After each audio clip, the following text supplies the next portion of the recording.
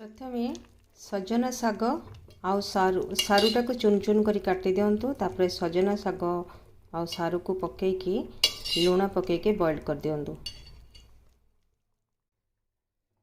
तापर रसुण आउ कंचा लंका को छेची दिंतु भल भाव में।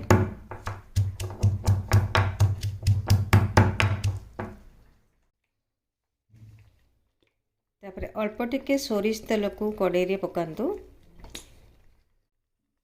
तेल गरम हो गले पंचफोरन अल्प दीटा पकई दिंतु।